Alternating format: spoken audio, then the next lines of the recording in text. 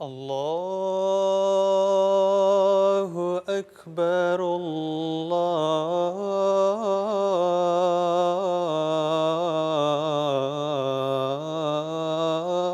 الله أكبر الله أكبر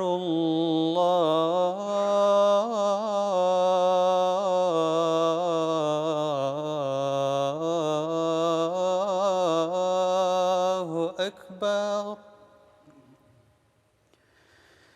أشهد أن لا إله إلا الله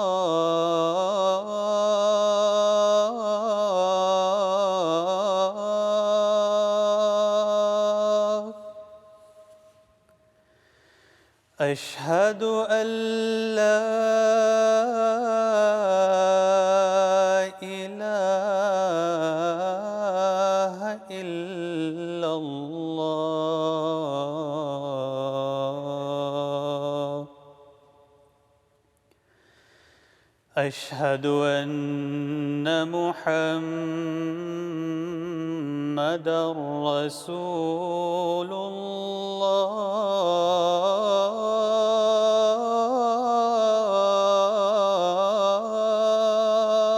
الله أشهد أن محمدًا رسول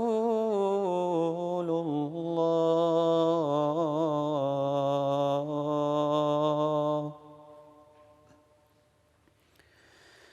حي على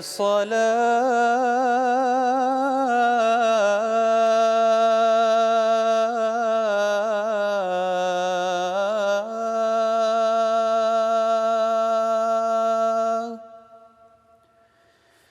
حي على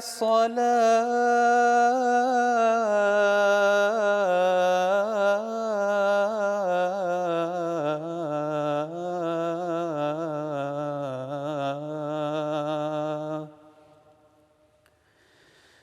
حي على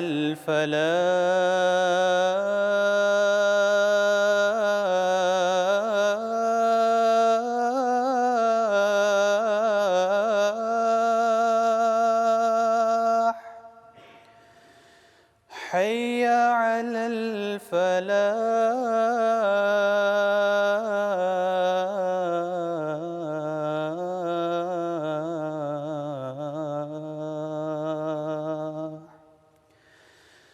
الله أكبر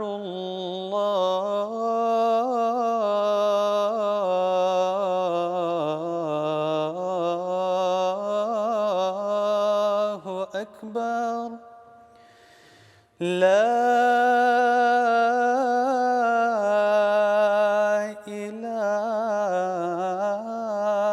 إلا الله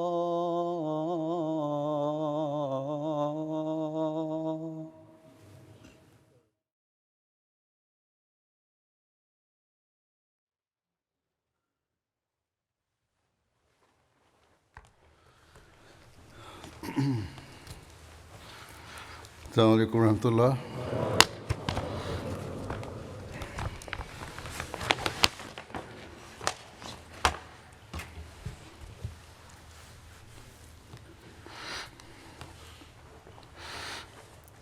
أشهد أن لا إله إلا الله وحده لا شريك له وأشهد أن محمدًا عبده ورسوله أما بعد فأعوذ بالله من الشيطان الرجيم بسم الله الرحمن الرحيم الحمد لله رب العالمين الرحمن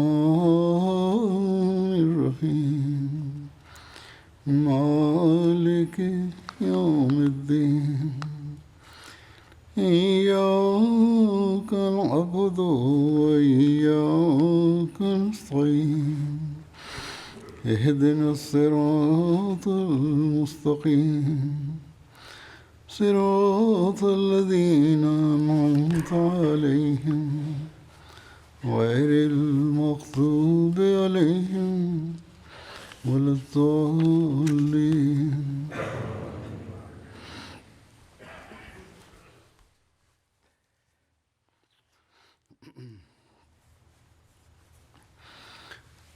اللہ تعالیٰ کے فضلوں کی بارش جو اللہ تعالیٰ کے وعدے کے مطابق حضرت صلی اللہ علیہ وسلم کے غلام صادق کی جماعت پر ہر دن ہوتی ہے، اس کا ذکر جلسے کی رپورٹ میں ہوتا ہے، اور میں نے بتایا تھا کہ سب کچھ بیان کرنا ممکن نہیں ہے مختصر وقت میں۔ کس طرح اللہ تعالیٰ فضل فرماتا ہے، کس طرح اللہ تعالیٰ لوگوں کے دلوں کو کھولتا ہے جماعت کے بارے میں، کس طرح ایمانوں کو مضبوط فرماتا ہے اللہ تعالیٰ، کس طرح دشمنوں کو ناکام کرتا ہے۔ بے شمار واقعات لوگ لکھتے رہتے ہیں، ان میں سے چند میں آج بھی بیان کروں گا، کیونکہ یہ واقعات بہت سے احمدیوں کے دلوں میں ایمان کی مضبوطی کا بھی باعث بنتے ہیں۔ اللہ تعالیٰ کس طرح تبلیغ کے مختلف ذرائع سے سعید روحوں کو جماعت میں لا رہا ہے اور نئی جماعتیں قائم ہو رہی ہیں، اس بارے میں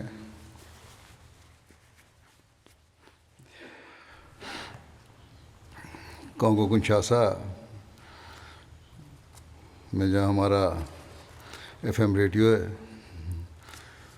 وہاں کے لوکل مشنری حمید صاحب لکھتے ہیں کہ اویرا شہر میں ہمارے ریڈیو پروگرام کو سن کر لوکل امام مسجد عیسیٰ صاحب سے نے رابطہ کیا اور پھر وہ مشن ہاؤس آئے، جماعت کا پیغام سمجھا اور بیعت کر لی۔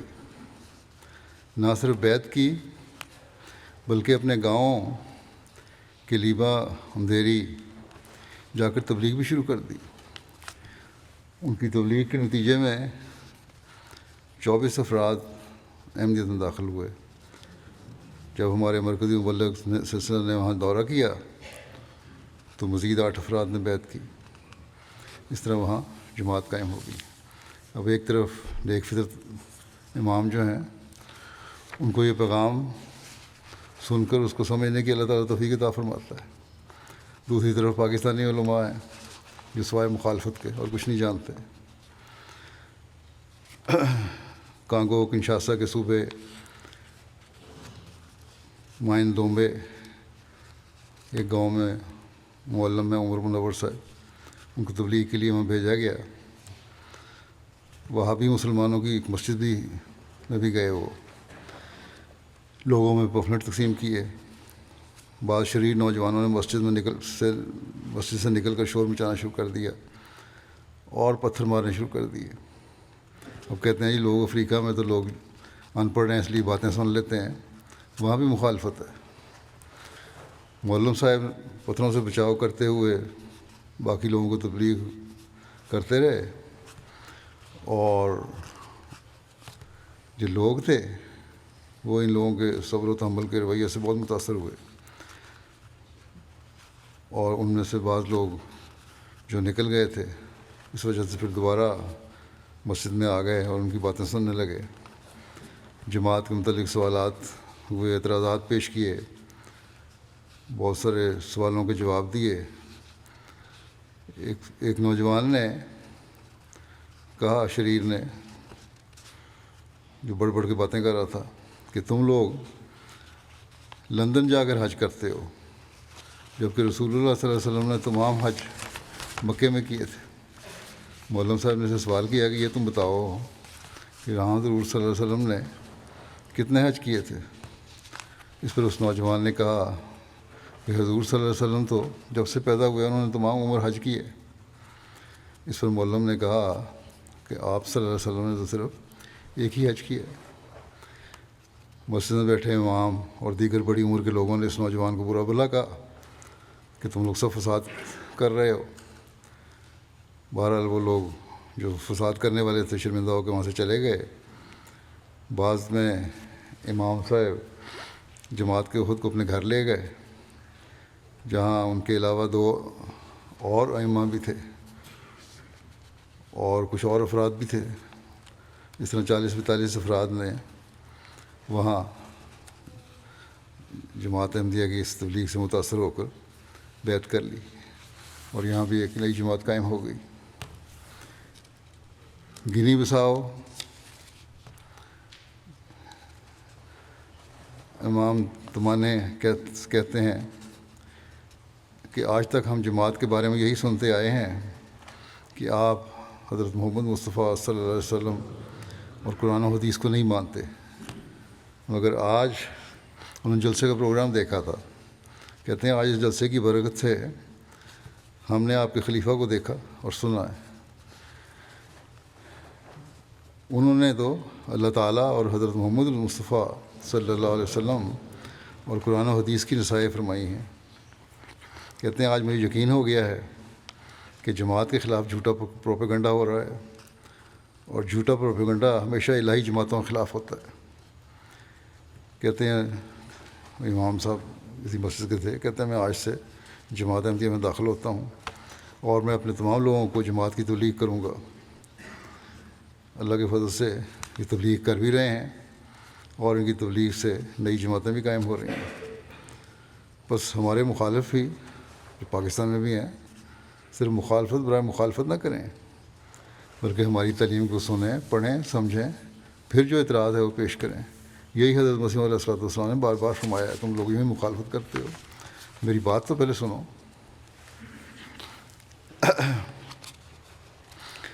امیر صاحب لیویریا نے لکھا کہ کس طرح اللہ تعالیٰ مخالفت کے باوجود ہماری مدد فرماتا ہے۔ 2 سال پہلے نمبا کاؤنٹی کے ایک ٹاؤن کے گیناگلے کچھ لوگ احمدیت میں داخل ہوئے۔ پہلے ان کا تعلق عیسائیت سے تھا یا لا مذہب تھے۔ بیعت کے بعد ان احباب کی تربیت اور نمازوں کا انتظام کسی گھر کے برآمدے میں کیا گیا۔ لوگ ہمارے مبلغ مرتضیٰ صاحب لوکل مبلغ مرتضیٰ صاحب نے ایک دن نماز کے بعد احباب کو دعا کی تحریک کی کہ اللہ تعالیٰ ہمیں مسجد بنانے کے لیے کوئی مناسب زمین عطا فرمائے۔ یہ علاقہ عیسائیت اور لا مذہب لوگوں کا گڑھ ہے اور مسلمانوں کو اچھا نہیں سمجھتے یہ لوگ، اس لیے مسجد کے لیے زمین کا حصول بہت مشکل تھا۔ ابھی گفتگو جاری تھی کہ ایک شخص مسٹر ڈہن جو لا مذہب تھا اور خدا کی ہستی پر بھی یقین نہیں رکھتے، وہاں بیٹھے ہوئے تھے، انہوں نے کھڑے ہو کے کہا کہ جب سے مشنری نے ہمارے گاؤں میں آنا شروع کیا ہے میں نے ان کا بہت اچھا اخلاق دیکھا ہے۔ سب لوگوں سے ملتے ہیں، ایک ہی برتن میں کھانا کھا لیتے ہیں، حتیٰ کہ میں جو خدا کو نہیں مانتا اور پکا شرابی ہوں میرے پاس بھی آ کر بیٹھ جاتے ہیں اور حال احوال پوچھتے ہیں۔ مجھے اس طرح کے اخلاق پہلے دیکھنے کو نہیں ملے۔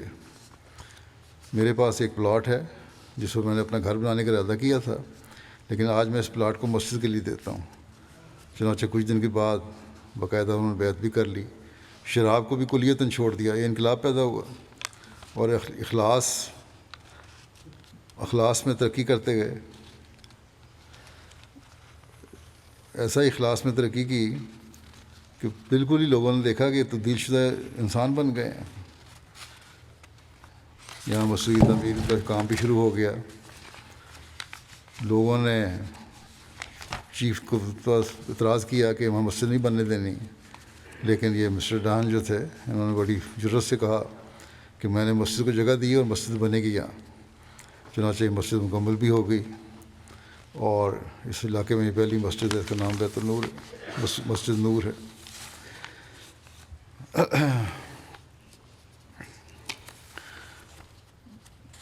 اس طرح غیر مسلم اور دہریت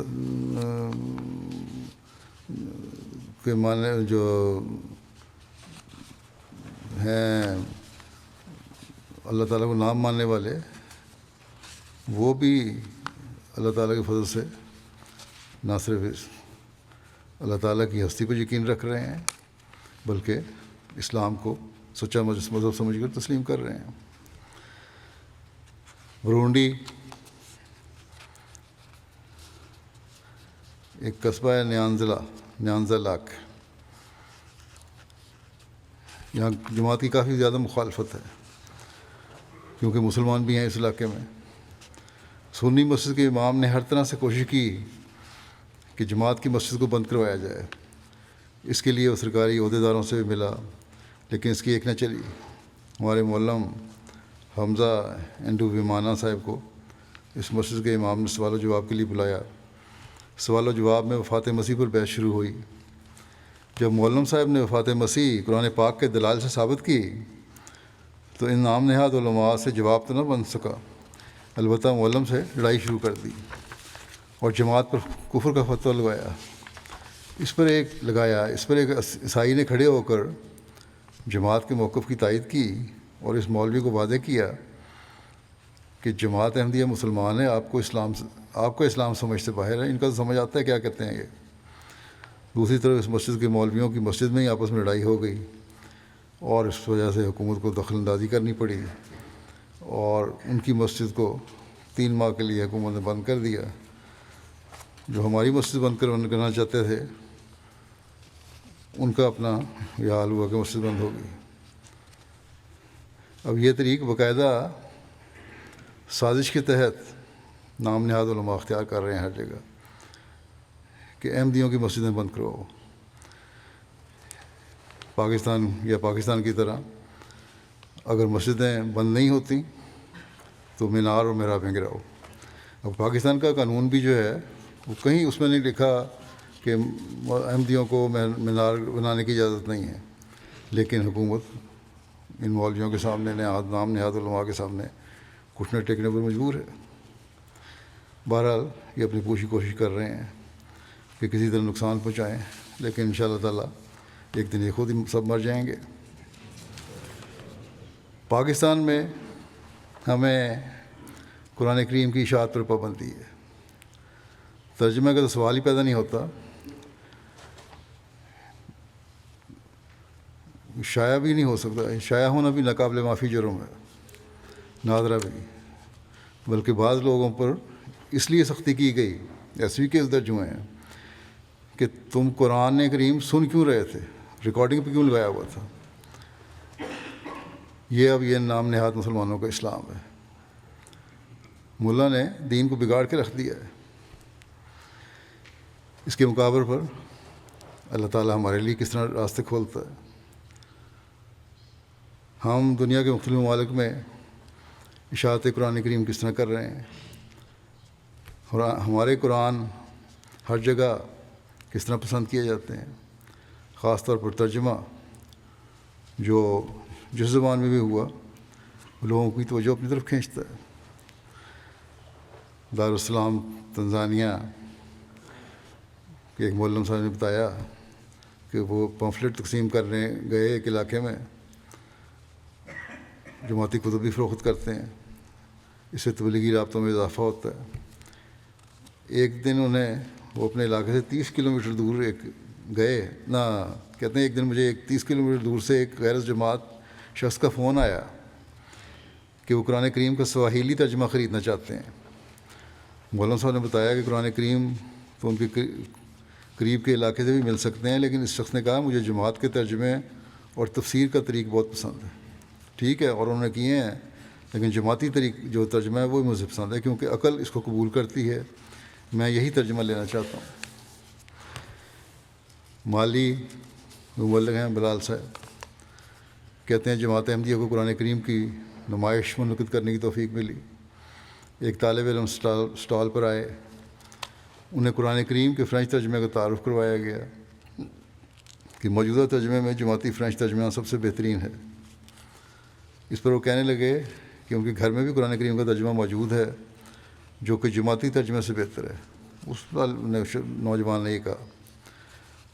بہرحال اپنے گھر گیا وہ اور وہاں سے قرآن کریم لے آیا اور 1 گھنٹے سے زائد وقت لگایا کہ کسی بتانے کے لیے کہ ہمارا ترجمہ بہتر ہے غیر احمدیوں کا. دونوں ترجموں کا موازنہ کرتا رہا. انصاف پسند طبیعت تھی. بہرحال آخر یہ کہنے پر مجبور ہو گیا کہ جماعتی ترجمہ بہت اعلیٰ ہے اور حقیقت میں اس سے قرآن کو سمجھنا بہت آسان ہے. اور پھر وہ ایک نسخہ قرآن کریم کا خرید کر اپنے ساتھ لے گیا.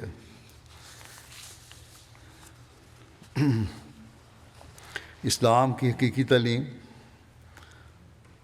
اور اللہ تعالیٰ پر ایمان بھی کس طرح جماعتی تعلیم اور حضرت مسیح علیہ الصلوۃ والسلام کے لٹریچر سے مسلمانوں میں بھی قائم ہوتا ہے. جو نیک فطرت ہیں کس طرح وہ اثر لیتے ہیں. ایک واقعہ بیان کرتا ہوں. جو ہارٹ بک فیئر کے موقع پر ایک دوست جلیمس صاحب آئے. کمپیوٹر انجینئر ہیں یہ موصوف. اسٹال میں حضرت مسیح علیہ السلام کی تصویر اور جماعتی کتب دیکھنے لگے. کچھ دیر بعد موصوف نے ڈیوٹی پر موجود مبلغ سے نم آنکھوں سے مخاطب ہو کر کہا میں آج اگر بطور مسلمان آپ کے سامنے کھڑا ہوں تو صرف جماعت احمدیہ کی وجہ سے. جماعت کا یہ مجھ پر بڑا احسان ہے. اس سے پوچھا گیا کہ کیا آپ احمدی ہیں اور جماعت نے آپ پر کیا احسان کیا ہے.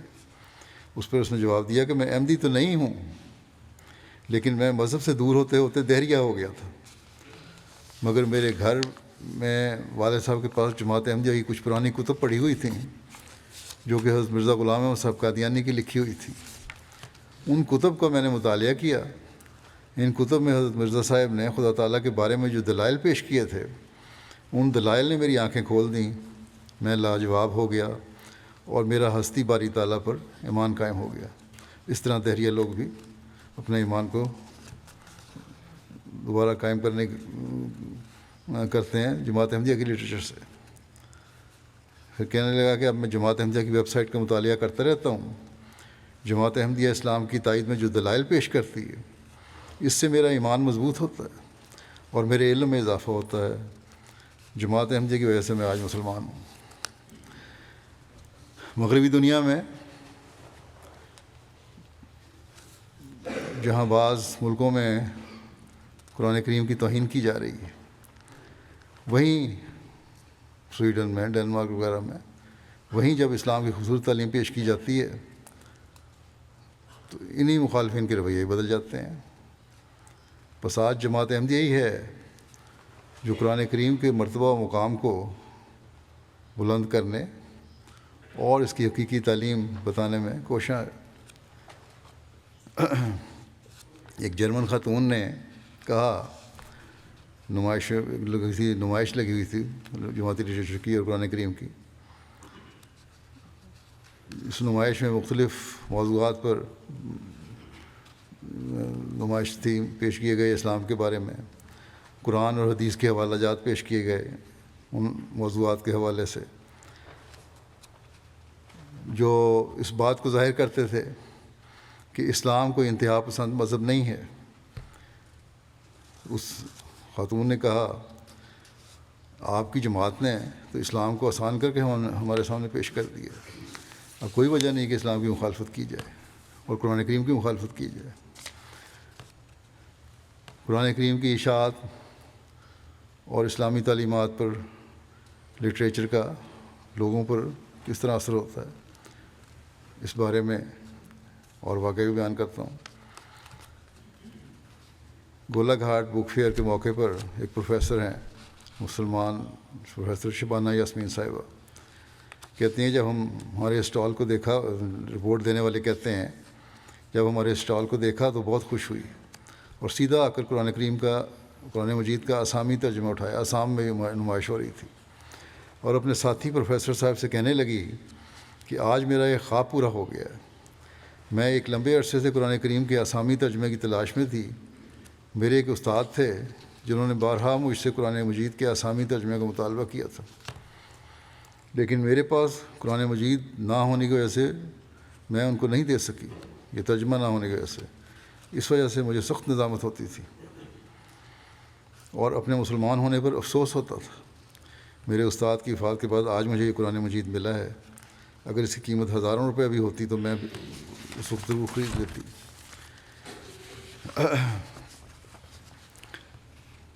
یہ محض اللہ تعالیٰ کا فضل ہے کہ ایسے دور دراز علاقہ جات میں جہاں مسلمانوں کے پاس قرآن مجید اور دیگر بنیادی اسلامی کتب بھی موجود نہیں ہیں، وہاں جماعت احمدیہ بک سٹال لگا کر ان کی دینی اور روحانی ضروریات پوری کر رہی ہے۔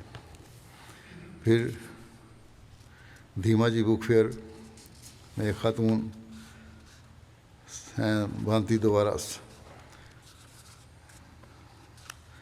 یہ لارڈ شیوا کا مندر بنا رہی ہیں اور اس کی تبلیغ کرتی ہے۔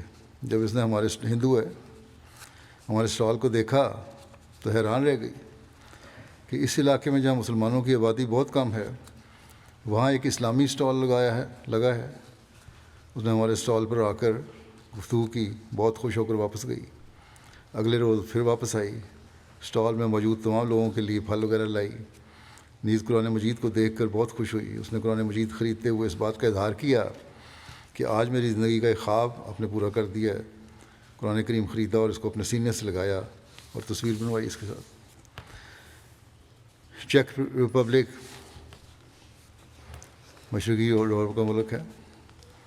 مبلغ کہتے ہیں ایک نوجوان ہمارے اسٹال پر آیا، اس نے بتایا کہ میں اس نتیجے پر پہنچا ہوں کہ خدا کا وجود ہے، مگر یہ سمجھ میں نہ آتا تھا کہ کون سا مذہب مجھے خدا تک پہنچا سکتا ہے۔ میں نے بہت عرصے تک بہت سارے مذاہب کا مکمل جائزہ لیا، مگر اب میں اس نتیجے پر پہنچا ہوں کہ جماعت احمدیہ ہی تمام مسائل کا حل دیتی ہے، جس سے میرے دل و دماغ کو تسلی ملتی ہے، مجھے یہاں پر روحانیت محسوس ہوتی ہے۔ اب بتائیں یہ مولانا لوگ کہ قرآن کریم کی تعلیم کو لوگوں کے دل و دماغ تک کون پہنچا رہا ہے؟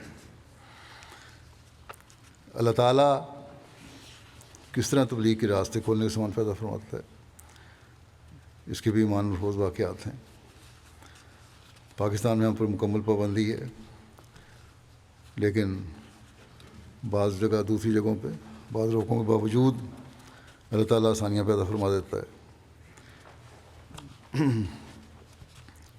گنی بساؤ کے مبلغ لکھتے ہیں گزشتہ دسمبر میں کیپ ورڈ آئی لینڈ کا دورہ کیا تو اس دورہ کے دوران اس بات کی شدید ضرورت محسوس ہوئی کہ ہماری جماعت کا ریڈیو پروگرام ہونا چاہیے جس کی مدد سے زیادہ تیزی کے ساتھ جماعت کا پیغام پہنچایا جا سکتا ہے، مگر کافی کوششوں کے باوجود جماعت وہاں رجسٹر نہیں ہو رہی تھی، جس وجہ سے ریڈیو پروگرام نہیں مل سک رہا تھا۔ کہتے ہیں دورہ مکمل ہونے کے بعد گنی بساؤ سے بہت سارے لیفلیٹ پرنٹ کر کے کیپ ورڈ بھجوائے گئے، وہاں ان کو کثرت سے تقسیم کیا گیا، اور کہتے ہیں ایک دوست نے لیفلیٹ پڑھنے کے بعد جماعتی مشن فون کیا اور کہا کہ جماعت کے بارے میں معلومات حاصل کرنا چاہتا ہوں۔ اس طرح ان سے ملاقات ہوئی، ان کو جماعت کے بارے میں بتایا گیا۔ انہوں نے کہا کہ اپنی تعلیمات ریڈیو پہ کیوں نہیں بتاتے؟ اس پر ان کو بتایا گیا ہم کوشش کر رہے ہیں مگر ریڈیو پروگرام ہمیں نہیں مل رہے۔ اس پر اس شخص نے کہا کہ میرا اپنا ریڈیو اسٹیشن ہے، میں ریڈیو کا ڈائریکٹر ہوں ریڈیو اسٹیشن کا، آپ میرے ریڈیو پر پروگرام کر سکتے ہیں اور جماعت کا پیغام پہنچا سکتے ہیں۔ اس طرح اللہ تعالیٰ نے ایک نیا راستہ کھول دیا۔ پھر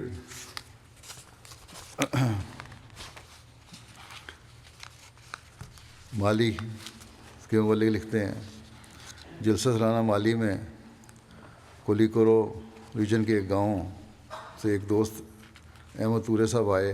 انہوں نے بیان کیا کہ اس وقت مالی میں ایک مسلک ہے جو نماز اور ارکان اسلام کو اتنی اہمیت نہیں دیتا، اور یہ مسلک ہے یہ نماز کو اور ارکان اسلام کو اہمیت نہیں دیتے، لیکن مسلمان احمدی پھر بھی غیر مسلم، اور وہ کہنے لگے کہ وہ اسی فرقے کا رکن ہے، لیکن اس کا دل مطمئن نہیں تھا، نیک فطرت تھا۔ کہتا بشک کہتے تو ہم یہی ہیں ارکان اسلام پہ کوئی ضرورت نہیں ایمان کی اور نماز ہی پڑھنے کی ضرورت نہیں، لیکن دل میرا مطمئن نہیں ہے اس پہ۔ ایک دن انہوں نے ریڈیو لگایا تو وہاں جماعت احمدیہ کا ریڈیو تھا، وہ جماعت احمدیہ کا ریڈیو تھا جس میں نماز پڑھنے کا طریق سکھایا جا رہا تھا، جس کا انہوں نے بڑے انہماک سے سنا، اور بعد میں انہوں نے بار بار جماعتی ریڈیو سنا تو دل میں یقین ہو گیا کہ یہ لوگ ہی سچے مسلمان ہیں۔ لیکن گاؤں والوں نے بتایا کہ ان کو تمام علماء اسلام سے خارج کر چکے ہیں۔ کہتے ہیں میں نے یہاں لوگوں کو نماز پڑھتے تہجد کی ادائیگی کرتے دیکھا تو میرا دل مطمئن ہو گیا۔ میں دین کے معاملے میں زیادہ نہیں جانتا، لیکن جتنا اسلام کے متعلق جانتا ہوں آج اس کو اپنی آنکھوں سے دیکھ لیا اور میں احمدیت میں شامل ہوتا ہوں۔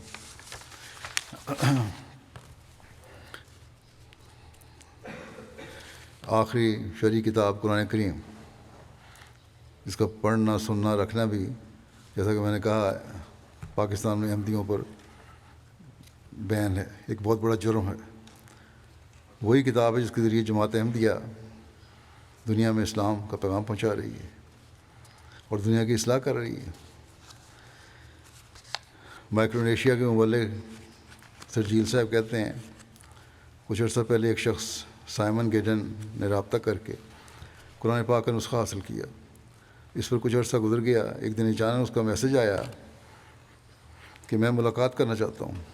جب مسجد آئے تو کہنے لگے کہ پوری زندگی بائبل کی بہت تفصیل سے میں نے پڑھا ہے، لیکن کوشش کے باوجود اس کی تعلیم دل میں نہیں بیٹھتی، سمجھ نہیں آئی کچھ بھی۔ لیکن جب سے قرآن کریم پڑھنا شروع کیا ہے تو ایسے لگا کہ اس کا ہر لفظ دل میں سیدھا داخل ہو رہا ہے۔ وہ اس بات پر حیران تھے کہ کیسے ہو سکتا ہے کہ میں ساری زندگی غلط تھا اور قرآن کریم کی تعلیم سے محروم رہا۔ اپنی والدہ کے پاس گئے، اس کے بعد انہوں نے بتایا کہ مسجد جا رہا ہوں والدہ کو، اور اسلام میں داخل ہونے لگا ہوں۔ اس کے وہاں رشتہ دار بھی موجود تھے، انہوں نے کہا کہ بڑا غلط کام کرنے لگے، بہت برا بھلا کہا۔ اس پر موصوف نے کہا آپ لوگ جو کرنا چاہتے ہیں کر لیں، لیکن میں اپنے دل سے مسلمان ہو چکا ہوں۔ اور کہتے ہیں سائمن صاحب نے خاکسار سے اس بات کا ذکر کیا تو ان کی آنکھوں میں آنسو آنے لگے۔ اب تبلیغ ہوا، نہ صرف جماعت میں داخل ہو گئے ہیں، بڑی دلیری سے اسلام کی تبلیغ کرتے ہیں۔ جماعت احمدیہ کے ذریعے کس طرح دنیا کے مختلف ممالک میں سعید روحیں اسلام میں داخل ہوتی ہیں۔ امیر صاحب اسپین لکھتے ہیں، ایک اسپینش دوست فرانسسکو خیسوس صاحب کافی عرصہ تحقیق کر کے جنوری 2023 میں مسلمان ہوئے۔ اسلام کو سچا دین سمجھتے تھے، لیکن مسلمانوں کی منتشر حالت پر متفکر رہتے تھے، اور یہ بات سمجھتے تھے کہ حضرت علی رضی اللہ عنہ کے دور کے بعد مسلمان متحد نہیں ہو سکے۔ اور اب تاریخ کچھ پڑھی ہوئی تھی انہوں نے اسلام کی، اب نظام خلافت کے تحت ہی دوبارہ متحد ہو سکتے ہیں، کہ کہاں تلاش کریں نظام خلافت کو۔ مارچ 2023 میں ان کا احمدی ہمارے طارق صاحب سے رابطہ ہوا، انہوں نے اسے احمدیت پر تحقیق کا مشورہ دیا۔ چنانچہ انہوں نے 3 ماہ احمدیت کے بارے میں تحقیق کی، اور انشراح صدر ہونے کے بعد پھر انہوں نے بیعت کر لی، اور باقاعدہ جمعہ وغیرہ پہ بھی تشریف لاتے ہیں۔ تاجکستان سے تعلق رکھنے والے ایک دوست ہیں خرم مفترغن صاحب، کرگستان میں مقیم ہیں آج کل۔ کہتے ہیں میں یہاں کام کرتا ہوں کاشغر میں، جہاں میں کام کرتا ہوں وہاں احمدی احباب بھی تھے، جیسے بعضوں کے نام لیے انہوں نے۔ میں نے ان سے تقریباً 3 سال جماعت کے بارے میں گفتگو کی۔ ان سے گفتگو کر کے آخر مجھے یقین ہو گیا کہ جماعت احمدیہ حقیقی اسلام ہے، اور امام مہدی علیہ السلام ہی مسیح موعود ہیں، اور مسیح ناصری فوت ہو چکے ہیں۔ چنانچہ خاکسار بیعت کر کے جماعت احمدیہ میں شامل ہو گیا۔ پھر دعا کے لیے کہا دعا کریں اللہ تعالیٰ مجھے خدمت کی توفیق دے اور متقی بنائے، اور 10 شرائط بیعت پر عمل کرنے کی توفیق دے۔ رشیا سے مبلغ لکھتے ہیں عطاء الواحد صاحب، نوجوان کو اللہ تعالیٰ نے اسلام میں کی طرف متوجہ کیا۔ 1.5 سال قبل سے رابطہ ہوا تھا۔ ایک چھوٹے قصبے کے رہنے والا نوجوان ہے، اور ان کے والد تو مذہب سے دور ہو گئے تھے، لیکن مارشل کو اہلیہ عیسائی آرتھوڈاکس سے تعلق رکھتی تھیں۔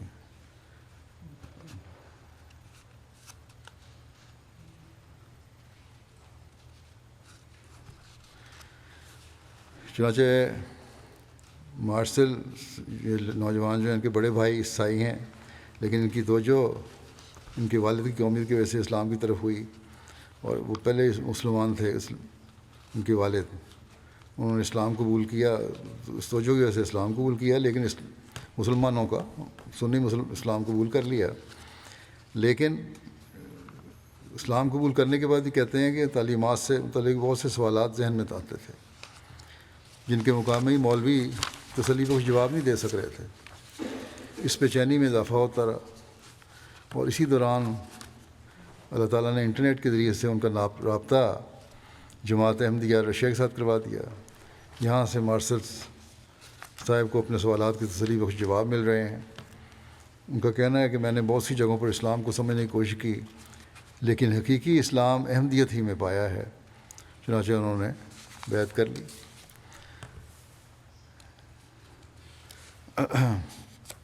فلپائن کے مبلغ انچارج کہتے ہیں کہ یہاں ایک جزیرے میں 139 بیعتیں ہوئی ہیں، اور بیعت کرنے والوں میں ایک اسکول کے پرنسپل اور 2 امام بھی شامل ہیں،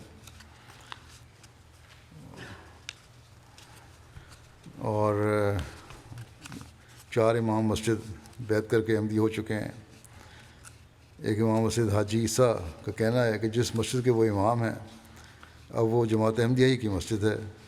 ایک دوست نے اس مسجد سے ملک کا کچھ زمین بھی جماعت کو ہبہ کی ہے، جس میں دوران سال مشن ہاؤس بنانے کا ارادہ ہے تاکہ مستقل معلم کی تقرری ہو سکے۔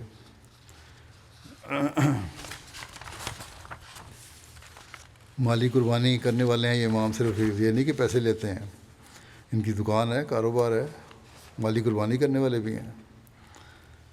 اور ایک دن کہنے لگے کہ میں نے جو مالی قربانی کی تھی 500 پیسوں کی، ایک دن اللہ تعالیٰ نے میرا ایمان مضبوط کرنے کے لیے اگلے دن ہی مجھے غیر متوقع طور پر 1 لاکھ پیسوں کہیں سے آمد کروا دی۔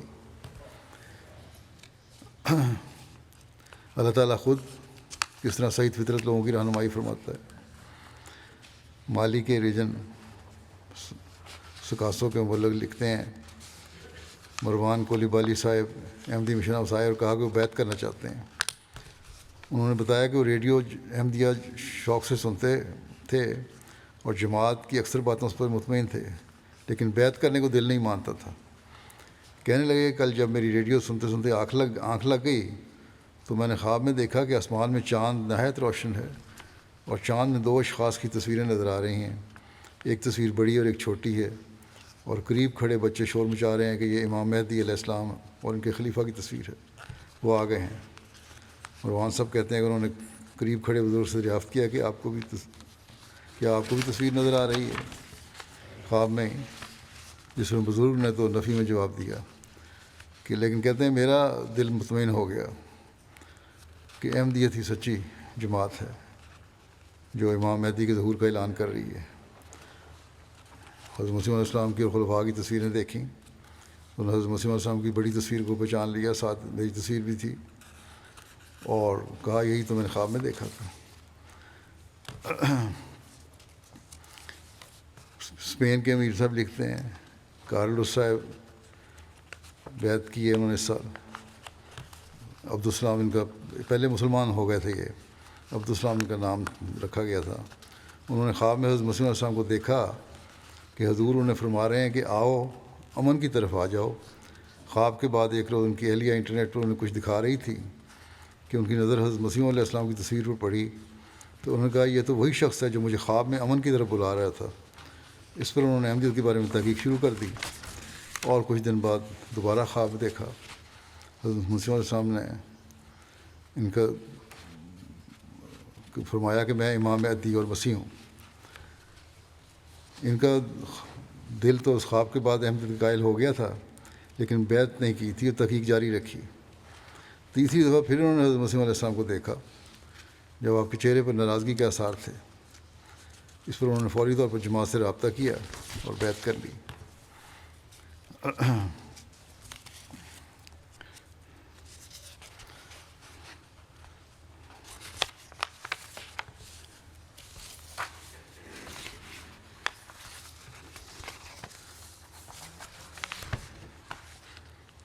باوجود مخالفین کی انتہائی کوششوں کے نومبائن مضبوطی ایمان کا کس طرح اظہار کرتے ہیں۔ برکینا فاسو مہدی آباد کے ایک ناصر سیدو جیکا صاحب بیان کرتے ہیں کہ جب ہمارے گاؤں کی اکثریت نے احمدیت قبول کر لی تو سعودی عرب میں مقیم میرے ایک کزن نے تمام اخراجات برداشت کر کے ہمیں سعودی عرب بلایا۔ وہاں پہنچے تو اس نے ہمیں خانہ کعبہ کی زیارت کرواتے ہوئے کہا کہ یہ اسلام کے مقدس مقامات ہیں، اسلام یہاں سے شروع ہوا تھا، پاکستان سے نہیں، اس لیے یہاں پر قائم وہابی عقیدہ اختیار کرو اور احمدیت چھوڑ دو۔ میں نے کہا تم نے اس لیے ہمیں یہاں بلایا تھا؟ اس بات میں سر ہلایا۔ پھر میں نے کہا کہ اس مقدس مقام کے سائے میں کھڑا ہو کر دعا کرتا ہوں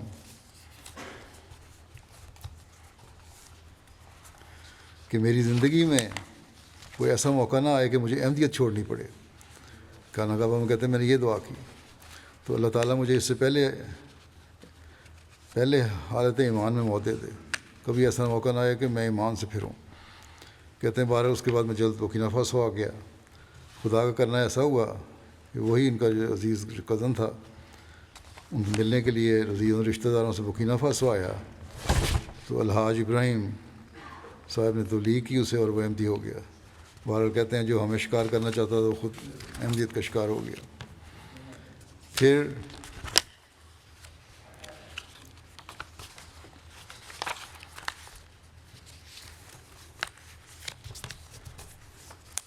مخالفت میں ثابت قدمی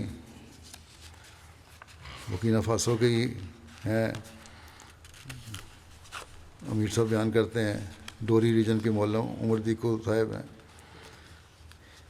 کہتے ہیں ایک دن وہابی مولا کا ایک ٹولہ ان کے گھر آیا اور احمدیت ترک کرنے کا کہا اور دھمکی دی کہ ورنہ تمہیں قتل کر دیں گے۔ عمر دیکو صاحب نے کہا کہ بے شک مجھے قتل کر دو، لیکن احمدیت چھوڑنے کا سوال ہی پیدا نہیں ہوتا، اور نہ ہی میں تبلیغ سے باز آؤں گا، تبلیغ بھی کروں گا۔ اس پر وہ شدید غصے میں چلے گئے۔ اگلے روز کچھ مسلح لوگ ان کے گھر آئے۔ اس پر احمدی احباب نے آپ کو مشورہ دیا کہ آپ ڈوری چلے جائیں۔ اس رات مولم صاحب اپنی فیملی کے ساتھ دعا میں مشغول رہے اور اللہ تعالیٰ نے ان سے رہنمائی چاہی۔ مولم صاحب نے خواب میں ایک اسماعیل نامی شخص کو دیکھا۔ اس نے کہا کہ اے عمر تو کہاں جاتا ہے؟ جواب دیا ڈوری۔ اس پر اس نے کہا ٹھیک ہے۔ چنانچہ اس خواب کے بعد اگلی صبح انہوں نے ہجرت کر لی اور ان کو پھر ایک رشتے والے نے محفوظ طریقے سے وہاں پہنچا دیا۔ اور ڈوری پہنچتے ہی کہتے ہیں ان کے اہلیہ کا فون آیا کہ مسلح دہشت گرد آئے ہیں اور آپ کو ڈھونڈ رہے ہیں۔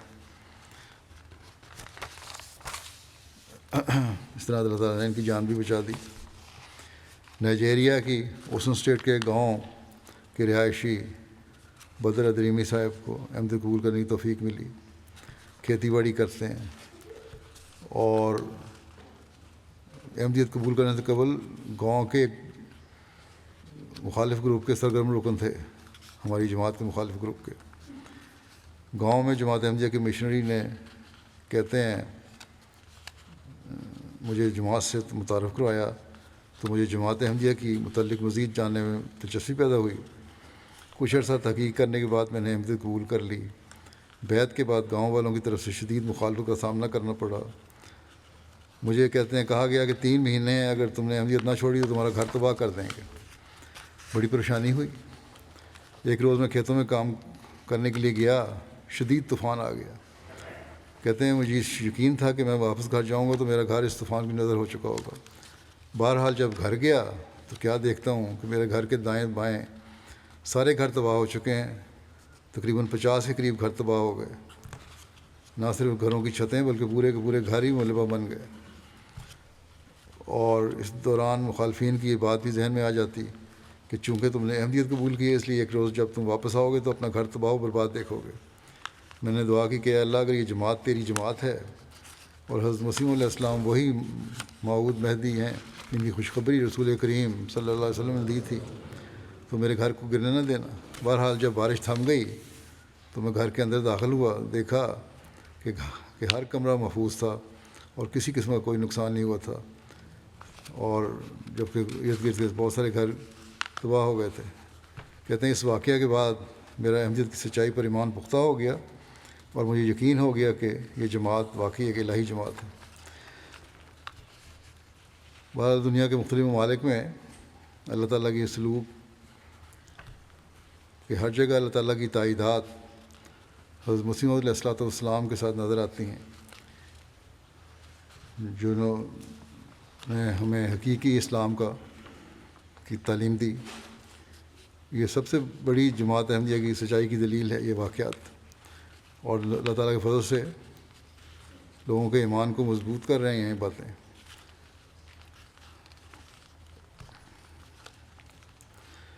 اللہ تعالیٰ دنیا کی بھی نظریں کھولے اور ایمان اور یقین کو قبول کرنے کی ان کو توفیق عطا فرمائے۔ بس جنازے اس وقت مرحومین کا ذکر کرنا میں نے بھی کروں گا، لیکن یہ بھی ضمن کہہ دوں کہ ان دنوں میں کووڈ جو پھیل رہا ہے دوبارہ، اس لیے لوگوں کو احتیاط بھی کرنی چاہیے اس کے بارے میں بھی۔ مرحومین کے ذکر میں پہلا ذکر ہے مکرمہ امت الہادی صاحبہ علی مکرم پیر ضیاء الدین صاحب۔ یہ حضرت ڈاکٹر میر محمد اسماعیل صاحب کی بیٹی تھیں۔ 92 سال کی عمر میں گزشتہ دنوں ان کی وفات ہوئی۔ انا للہ و انا الیہ راجعون۔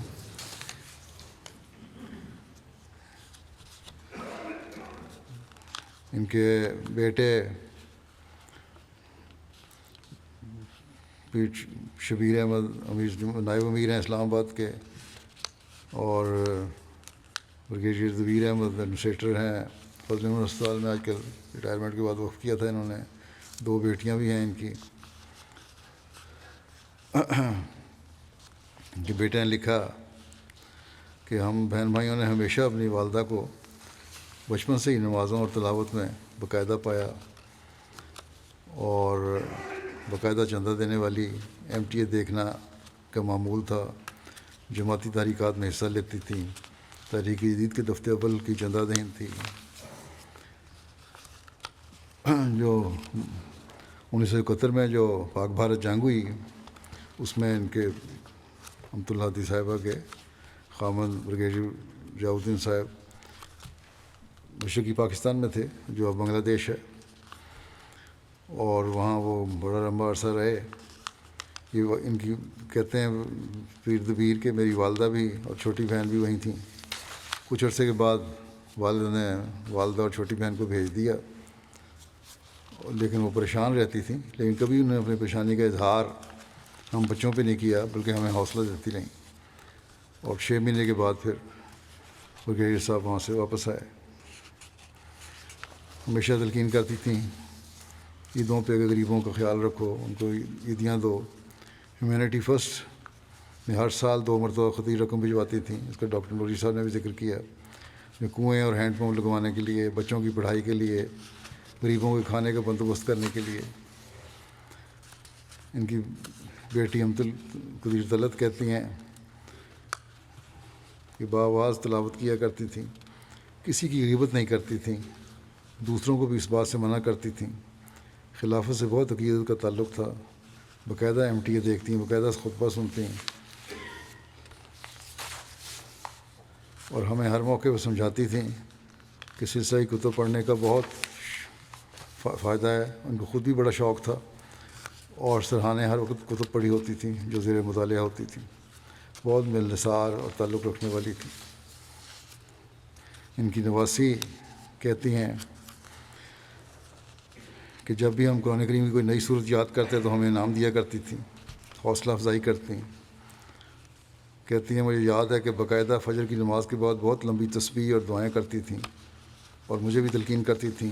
صبح تیار ہونے کے بعد قرآن کو تفسیر سے پڑھتیں، حدیقۃ الصالحین پڑھتیں، روحانی خزائن پڑھتیں، پھر ناشتہ کرتیں۔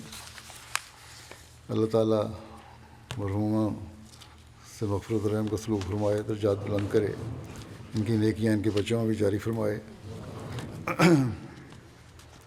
اگلا ذکر ہے مکرم ثاقب کامران صاحب، جو ہمارے واقف زندگی تھے، نائب وکیل سمیع بصری تھے آج کل، جو 42 سال کی عمر میں بقضاء الہی وفات پا گئے. ان کا خیال یہی ہے ڈاکٹروں کا کہ فوڈ پوائزننگ ہوئی.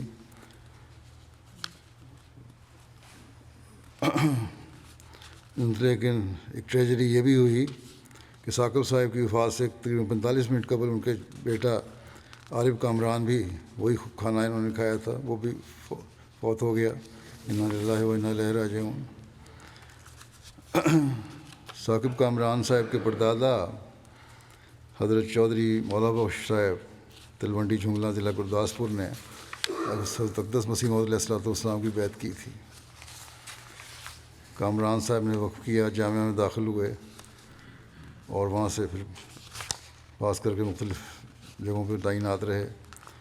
ان کی ایک بیٹی اور 2 بیٹوں سے اللہ تعالیٰ نے نوازا. رمیسہ کاشفہ 17 سال کی ہے اور غالب کامران 13 سال کا ہے، اور تیسرا بیٹا جو ہے وہ ان کے ساتھ ہی اس کی وفات ہو گئی تھی. پورا خاندان ہی بیمار ہوا تھا، باقی اللہ تعالیٰ نے سب کو بچا لیا. جامعہ پاس کرنے کے بعد ان کی وزارت اصلاح و ارشاد مقامی میں تعیناتی ہوئی. پھر حدیث کے مضمون میں ان کو تخصص کے لیے چنا گیا. پھر اس کے بعد یہ وکالت تعلیم تحریک جدید کے تحت سیریا ان کو عربی کی اعلیٰ تعلیم کے لیے بھیجا گیا، لیکن وہاں کے حالات کی وجہ سے واپس آ گئے یا کسی اور وجہ سے. پھر اس کے بعد دسمبر 2018 میں تحریک جدید کے اسٹوڈیوز کا آغاز ہوا تو نائب وکیل سمیع بصری تحریک جدید ان کو مقرر کیا گیا اور وفات تک اسی عہدے پر وہ خدمت انجام دیتے رہے. 18 سال اللہ تعالیٰ نے ان کو خدمت کی توفیق دی.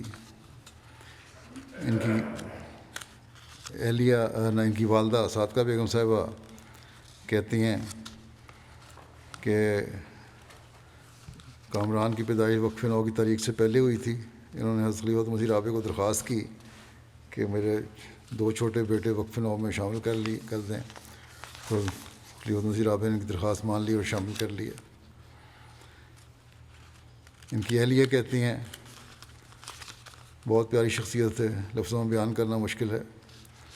نمازوں کو فکر سے ادا کرنے والے، خلافت کی شدت سے محبت کرنے والے، جماعت کی امانتوں کی حفاظت کرنے والے، ہر رنگ میں رشتے میں پرخلوص محبت کرنے والے، ہر رشتے میں پرخلوص محبت کرنے والے، خیال رکھنے والے اور ہر شخص کا خیال رکھنے والے، جماعت کے ہر فرد کا خیال رکھنے والے، اور کوشش ہوتی تھی کہ تربیت بہتر رنگ میں کریں اپنے بچوں کی بھی.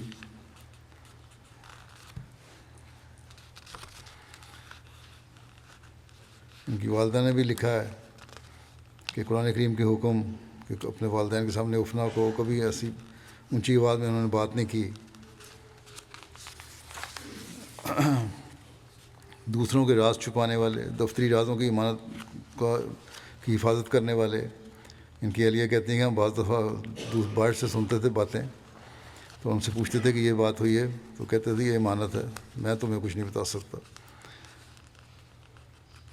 نمازیں باجماعت پڑھنے کی ادھر بہت توجہ تھی، بچوں کو بھی تلقین کیا کرتے تھے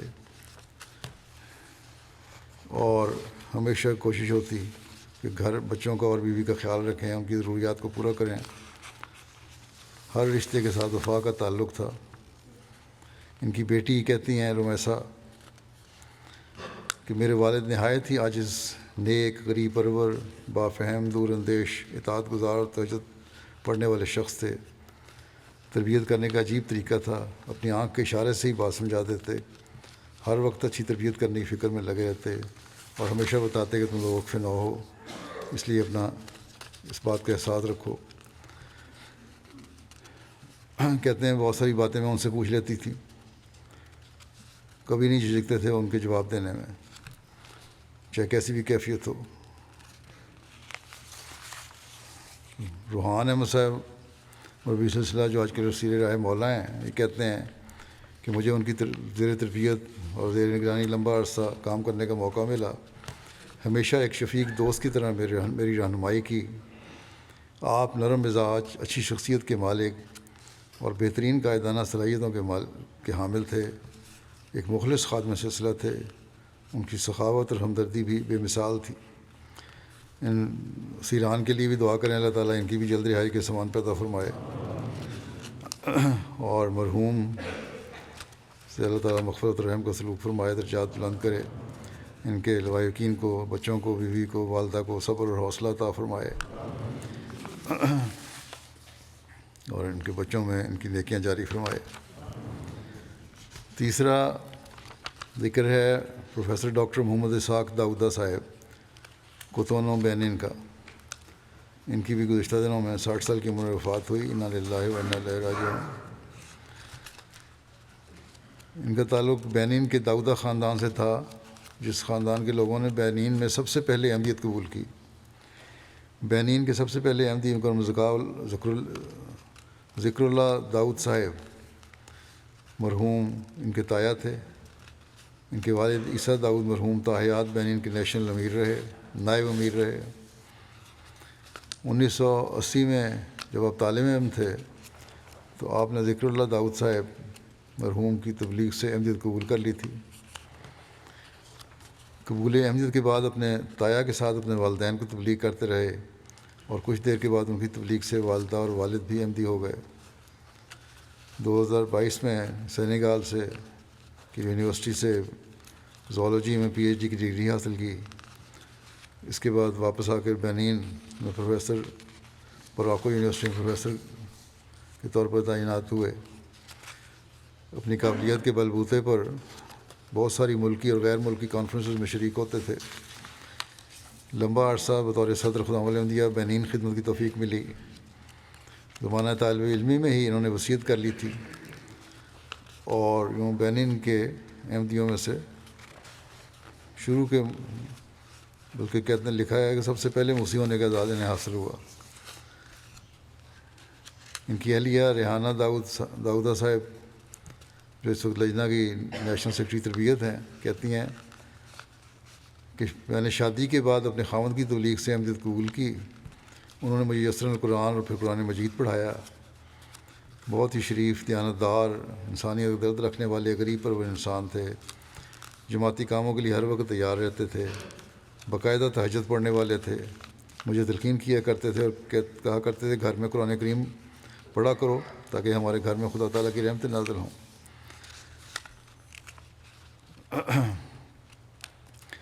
کہتی ہیں کہ جب آپ یونیورسٹی میں نائب ڈین کے عہدے پر فائز ہوئے تو ایک دن ایک عورت روتی ہوئی آئی۔ اس نے کہا کہ میری لڑکی فیل ہو رہی ہے اور اسے پاس کر دیں، اگر وہ پاس نہ ہوئی تو میرا خامن تو اس کا فیس بھی نہیں دے گا اور مارے گا بھی، اور بہت ساری رقم لے کے آئے گی، رقم آپ رکھ لیں۔ تو انہوں نے کہا کہ اگر رقم دے کے پاس ہونا ہو تو پھر غریب تو پھر کبھی پاس نہیں ہوگا۔ تم یوں کرو، یہ تو مجھے پیسے دینے لائی ہو نا، رشوت، میں تو احمدی ہوں، میں تو ایسے کام نہیں کر سکتا، تم یہ اپنے پاس رکھو اور اسی سے فیس دے دینا، اور اگر کمی ہوگی تو میں تمہیں مزید دے دوں گا فیس۔ لیکن یہ جو ہے سفارش کہ پاس کر دوں رشوت لے کے، یہ نہیں ہو سکتا۔ لیکن بہرحال وہ رقم کا تھیلا وہاں چھوڑ گئی۔ ان کی بیوی نے دکھایا کہ یہ پہلا پڑا ہے، وہ اٹھا کے لے گئے اکاؤنٹنٹ کے پاس۔ اس عورت سے انہوں نے پوچھا تمہیں بتایا کس نے میرا گھر، تم تو مجھے جانتی نہیں۔ اس نے کہا کہ مجھے اکاؤنٹنٹ نے، یونیورسٹی کے اکاؤنٹنٹ نے بتایا۔ بہرحال یہ اکاؤنٹنٹ کے پاس گئے، رقم اس کو دی، اس نے کہا اس کو واپس کرو۔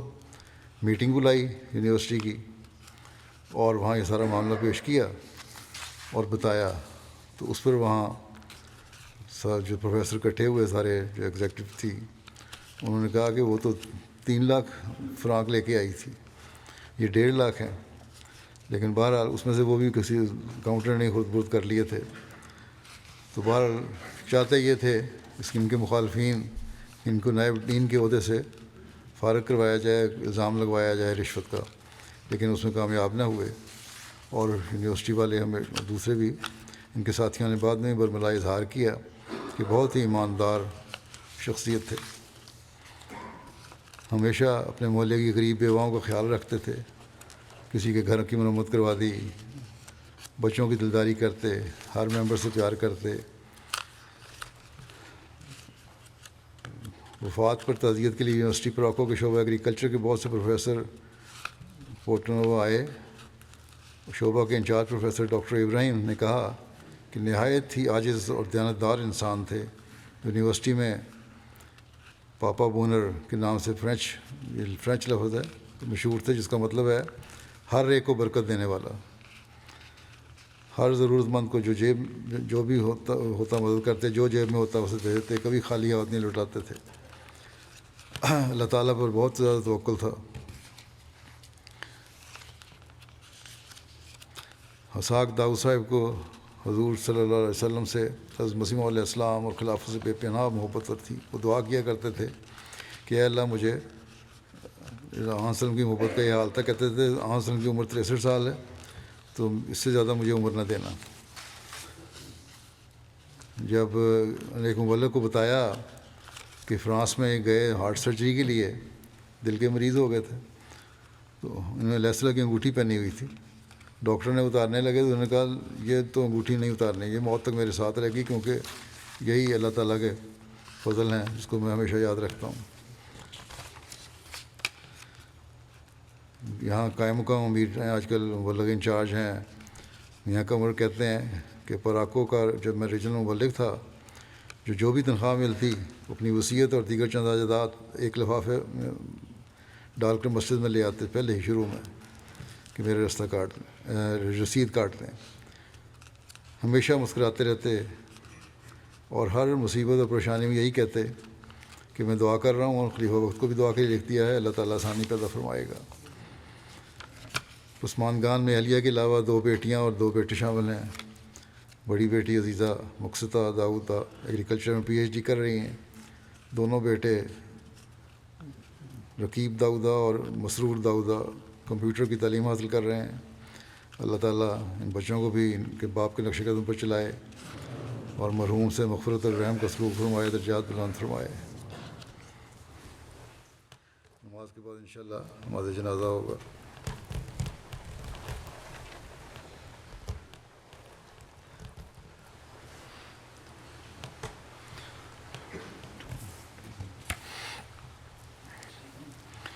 الحمد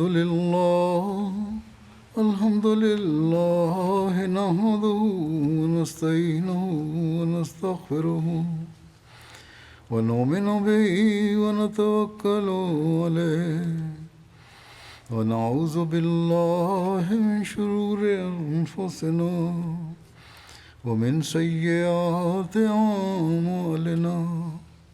من يهده الله فلا مضل له ومن يضلل فلا هادي له.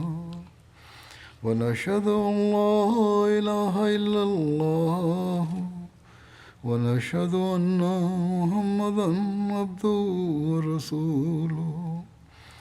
عباد الله رحمكم الله، إن الله يأمر بالعدل والإحسان وإيتاء ذي القربى وينهى عن الفحشاء والمنكر والبغي يعظكم لعلكم تذكرون. اذكروا الله يذكركم وادعوه يستجب لكم ولذكر الله أكبر.